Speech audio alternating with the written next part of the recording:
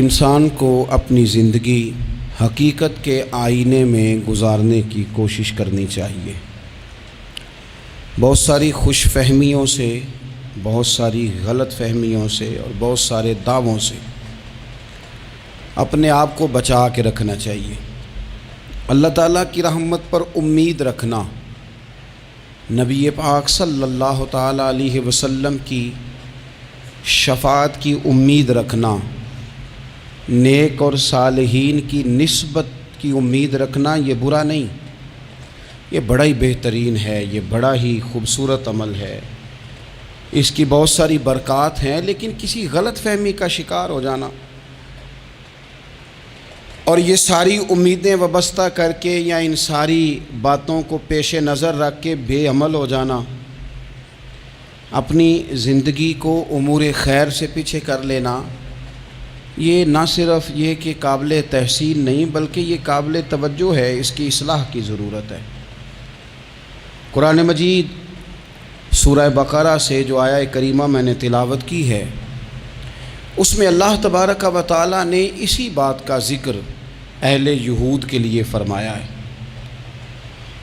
یہودی جگہ جگہ قرآن مجید بتاتا ہے کہ کہیں کہتے تھے کہ ہم اللہ کے بیٹے ہیں، معاذ اللہ، اللہ کے بڑے پیارے ہیں، ہمیں تو تھوڑے دنوں کے لیے عذاب ہوگا، بڑی جلدی ہمیں معاف کر دیا جائے گا۔ وہ بڑی لمبی چوڑی خوش فہمیوں کا اظہار کرتے اور بڑے بڑے دعوے کرتے۔ پھر چلتے چلتے انہوں نے ایک اور دعویٰ کر دیا، کہنے لگے کہ آخرت کا گھر تو صرف ہمارے لیے ہے، جنت میں صرف یہودی جائیں گے اور کوئی نہیں جائے گا۔ اللہ تبارک و تعالیٰ نے ان کے اس دعوے کا ذکر فرمایا ہے۔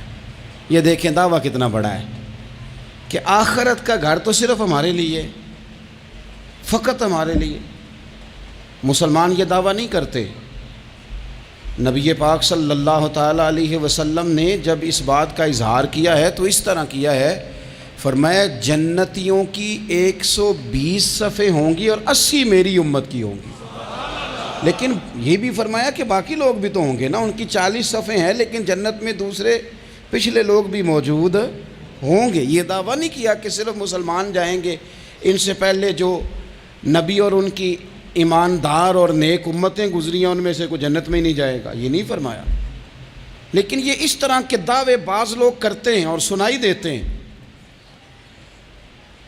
تو یہودی بھی یہ کہا کرتے تھے کہ جنت تو خالص ہمارے لیے ہے اور کوئی نہیں جائے گا اس میں۔ تو اللہ کریم نے فرمایا کل ان کانت لکم الدار الآخرۃ عند اللہ خالصۃ من دون الناس۔ اے محبوب علیہ السلام، آپ ان سے فرما دیں اہل یہود سے کہ اگر آخرت کا گھر اللہ کے نزدیک باقی سب لوگوں کو چھوڑ کے خالص تمہارے لیے ہی ہے، سب کو چھوڑ کے صرف تمہارے لیے ہے آخرت کا گھر، تو فتمنوا الموت، تو پھر جنت میں تو مر کے جانا ہے نا، لہذا موت کی تمنا تو کرو۔ پھر کہو نا یا اللہ ہمیں موت دے تاکہ وہ جو تو نے ہمارے لیے اتنی بڑی چیز بنائی ہے ہم اس سے استفادہ کر سکیں۔ پھر تم موت کی تمنا کرو ان کنتم صادقین، اگر تم سچے ہو۔ لیکن رب فرماتا ہے وَلَن يَتَمَنَّوْهُ أَبَدًا بِمَا قَدَّمَتْ أَيْدِيهِمْ، یہ کبھی بھی موت کی تمنا نہیں کریں گے، انہیں پتہ ہے جو انہوں نے کمائی کر کے آگے بھیجی ہے۔ یہ موت کی دعوے کریں گے کہ جنت میں صرف ہم ہی جائیں گے، لیکن کبھی بھی موت کی تمنا، یہ کبھی موت کی تمنا نہیں کریں گے، اس لیے کہ انہیں پتہ ہے کہ ہم نے آخرت کے لیے کیا۔ یہ جو بہت سارے لوگ کہتے ہیں نا میری نسبت اور میری بات اور بلے بلے سارا کچھ میں ہی ہوں، تو ان سے کہو پھر سارا پیسہ کوٹھی پہ ہی لگائے جاتے ہو، پھر تو جنت تمہارا انتظار کر رہی ہے، پھر یہاں اتنے خرچے کرنے کی تمہیں کیا مشکل پڑی ہوئی۔ قرآن مجید کہتا ہے یہ کبھی بھی موت کی تمنا نہیں کریں گے، ان کو پتہ ہے جو اعمال انہوں نے کر کے بھیجے ہیں۔ واللہ علیم بالظالمین، اللہ ظالموں کو جانتا ہے، اللہ کو خبر ہے۔ میرے نبی پاک صلی اللہ تعالیٰ علیہ وسلم نے فرمایا اگر یہودی موت کی تمنا کرتے، جب ان سے کہا گیا تھا نا کہ اگر آخرت کا گھر خالص تمہارے لیے ہے تو موت کی تمنا کرو، اگر اس مقام پر وہ موت کی تمنا کرتے تو اسی وقت سارے مر جاتے، ختم ہو جاتا معاملہ۔ اگر تمنا کر لیتے تو تمنا ہی نہیں کریں گے، خوش فہمیوں میں مبتلا ہونا، بڑی بڑی باتیں کرنا، بڑے بڑے دعوے کرنا، بڑے بڑے تذکرے کرنا، بڑی بڑی اعلانیہ گفتگو کرنا اور اپنے ہی خیال میں بڑا کچھ بن جانا، یہ سنجیدہ لوگوں کا طریقہ نہیں۔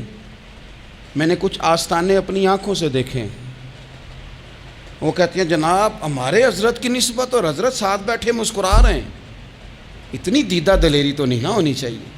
آپ اپنے سامنے سارا کچھ اپنے آپ کو کہلوا رہے ہیں۔ شیخ ہلکا ہلکا مسکرا رہے ہیں، ان سے پوچھیں تو کہتے ہیں جی میں تو نہیں کہتا، تو آپ کہتے نہیں تو منع کیوں نہیں کرتے؟ آپ خوش فہمیوں میں، نعت خواں کھڑا ہوا ہے تو اس نے نسبت کی بات شروع کیا تو اللہ جانے وہ کدھر کا کدھر پہنچ گیا ہے۔ میں کہتا ہوں کون انکار کر رہا ہے نسبت کے فیض کا؟ کون منکر ہے؟ یہی تو باعث نجات ہے ہمارے لیے امیدیں۔ لیکن یہ کہ خوش فہمی میں مبتلا ہو جانا اور اس طرح کے بڑے بڑے دعوے کرنا، اور پھر بہت ساری خوابیں آتی ہیں لوگوں کو اور خوابوں کی بنیادوں پر بڑا کچھ بنتا ہے۔ تو میں کہتا ہوں جناب خواب میں تو میں کہہ دوں آپ سے خواب میں کہ میں رات کا صدر بن گیا ہوں تو آپ کو کوئی اعتراض ہے؟ میں خواب میں بنا ہوں، آپ کو اس میں کیا اختلاف؟ حقیقت کی زندگی میں آئیں۔ حقیقت کی زندگی میں جتنے لوگ نیک ہیں، پرہیزگار ہیں، دعویٰ ہے غلامی کا، دعویٰ ہے نسبت کا، فلانی شے کا، تو پھر بھئی آپ نے اتنا مال کاہے کو جمع کر لیا ہے؟ پھر یہ کاریں، یہ بنگلے، یہ کوٹھیاں، یہ جائیدادیں، یہ جلسوں کی فیسیں، یہ نعتوں کی فیسیں، یہ کس لیے؟ پھر تو آخرت آپ کے لیے سجی ہوئی ہے، سنوری ہوئی ہے، پھر تو آپ اس طرف توجہ کریں۔ حقیقت پسندی کا مزاج جب تک قوموں میں نہیں آتا، قومیں اتنی دیر تک اپنی روحانی، اخلاقی اور کردار کی بلندی نہیں حاصل کر پاتی۔ تو موت کی تمنا، یہاں ایک بات اور سن لیں، شریعت اسلامیہ کے اندر مصیبتوں سے گھبرا کر موت کی تمنا کرنا منع ہے۔ کوئی شخص کسی مشکل میں ہے، بیماری میں ہے، تکلیف میں ہے، دکھ میں ہے، تو موت کی تمنا کرے کہ اس بیماری سے تو مر جاؤں تو اچھا ہے، تو یہ منع ہے اس کے لیے۔ ہمارے ہاں کچھ لوگ لا علمی کی بنیاد پر، چھوٹا سا جھگڑا گھر میں ہوا تو کہتے ہیں میں تو اللہ سے دعا کرتا ہوں میں اب مار ہی جاؤں۔ بھائی آپ اتنی سی بات نہیں سہ سکے اور آپ نے اتنی سی بات پر اتنی بڑی بات کر دی کہ میں اب چلا ہی جاؤں، اور یہ جھگڑوں کے اندر عام لوگ کہہ دیتے ہیں، یہ منع ہے۔